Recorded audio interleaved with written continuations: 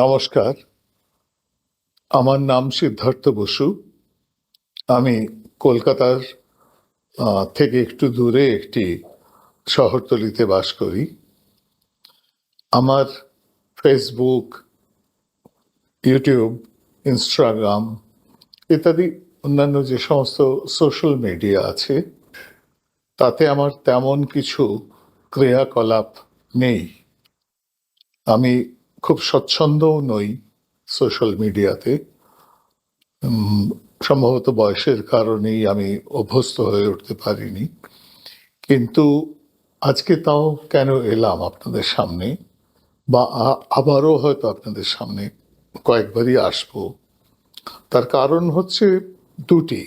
একটি হচ্ছে আমার যারা বন্ধু বান্ধব, যারা আমার অনুরাগী বলতে পারি বা আমার প্রিয়, তারা যারা আমার কথা শোনেন, বিভিন্ন সময়ে আমার কথা শোনেন, কোনো অনুষ্ঠানে আমি যখন বলি বা অন্যান্য জায়গাতেও আমি যখন বলি, বা আমাদের একটি সংস্থা আছে, সংস্কৃতি চর্চা হয় সেখানে, সেখানে তাদের সদস্যদের আমি যখন কিছু কথা বলি বা শেখানোর চেষ্টা করি, তখন তারা বলেন আমাকে সবাই যে আপনি এগুলো সোশ্যাল মিডিয়ায় কেন বলেন না, তাহলে হয়তো অনেক মানুষের সেগুলো কাজে লাগতে পারত।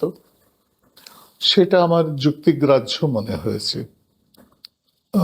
একটা মানুষ, এমন কোনো মানুষ আমি জানি না যার কোনো অভিজ্ঞতা বা যার কোনো ধারণা, জ্ঞান বা যার কোনো অধীত বিদ্যা অন্য কোনো মানুষের কোনোই কাজে লাগে না, এরম কোনো মানুষ আমি সংসারে দেখিনি। সুতরাং আমি নগণ্য হলেও আমার কিছু কথা, কিছু অভিজ্ঞতা এবং কিছু পড়াশোনা, কিছু শিক্ষা হয়তো কোনো মানুষের কাজে লাগতে পারে। সেইটা থেকে তাদের বঞ্চিত রাখাটা উচিত নয় বলেই আমি মেনে নিয়েছি। আরেকটি কারণ হচ্ছে, সেটি হচ্ছে যে আমার জীবনের যে দৈর্ঘ্য, সেটি দীর্ঘ, বুঝতে পারছেন আমাকে দেখে। অতএব এই দীর্ঘ জীবনে আমার নানা ধরনের বিষয়ের মধ্যে দিয়ে আমি গেছি, আমাকে যেতে হয়েছে। সেই সূত্রে আমার বেশ কিছু বিষয়ের অভিজ্ঞতা তৈরি হয়েছে, নানা রকম ঘটনা ঘটেছে। তার মধ্যে কিছু ঘটনা সুখের, কিছু ঘটনা বিস্ময়ের, কিছু ঘটনা বৈচিত্র্যপূর্ণ, কিছু ঘটনা আবার দুঃখেরও।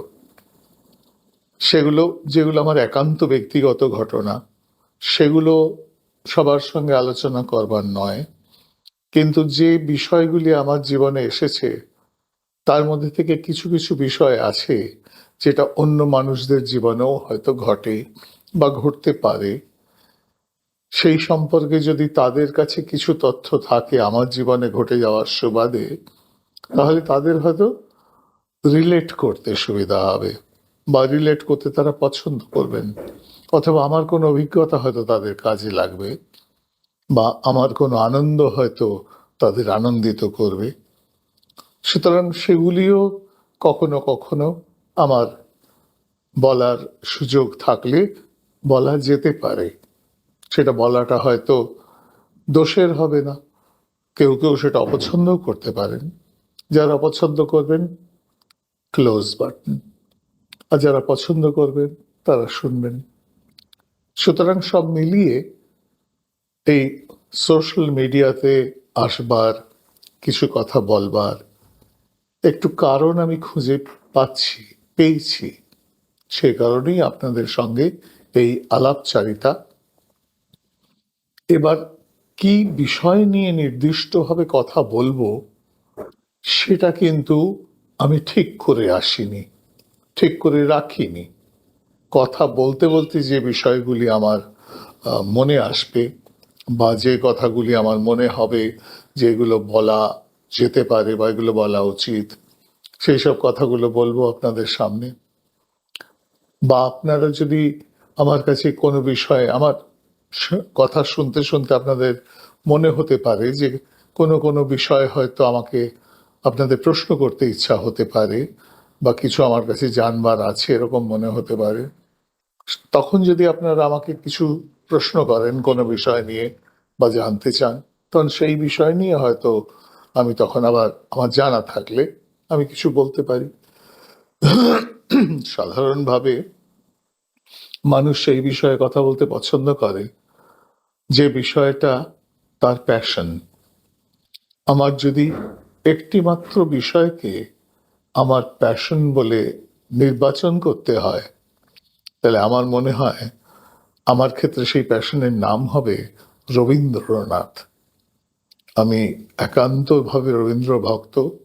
রবীন্দ্র পরিমণ্ডলের মধ্যে আমি বড় হয়ে উঠেছি এবং আমি নিজেও রবীন্দ্রনাথকে নানাভাবে আমার জীবনে গ্রহণ করবার এবং ধারণ করবার চেষ্টা করেছি।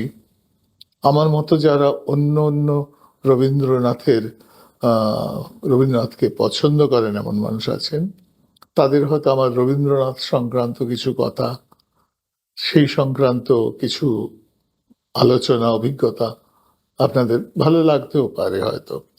এইসব নিয়েই কথা বলবো। কখনো কখনো আমার যদি কিছু ব্যক্তিগত প্রসঙ্গ এসে যায় এবং সেটা যদি আপনাদের অপ্রাসঙ্গিক মনে হয়, তাহলে আমাকে ক্ষমা করবেন। সেগুলি এড়িয়ে যাবেন, শুনতে হবে না। এরকম কিছু প্রসঙ্গ আসতেও পারে, কেননা আমার হয়তো মনে হচ্ছে যে এটা মানুষকে বলার মতো কথা, কিন্তু মানুষদের মনে হচ্ছে না এটা শুনবার মতো কথা। এই রকম নানা রকম কথাবার্তা ইত্যাদি অভিজ্ঞতা, রবীন্দ্রনাথ এবং অন্যান্য কথা সব নিয়ে আপনাদের সামনে আমি আসব। যতটা সম্ভব আমার যা বলবার সেটা বলবার চেষ্টা করব। আপনাদের প্রতিক্রিয়ার অপেক্ষা করব, আপনাদের ভালোবাসার অপেক্ষা করব, আপনাদের সমালোচনারও অপেক্ষা করব। আজকে এই পর্যন্ত, শুরুটা হোক, তারপর আবার আসবো আপনাদের সামনে নতুন কিছু নিয়ে। নমস্কার, শুভরাত্রি।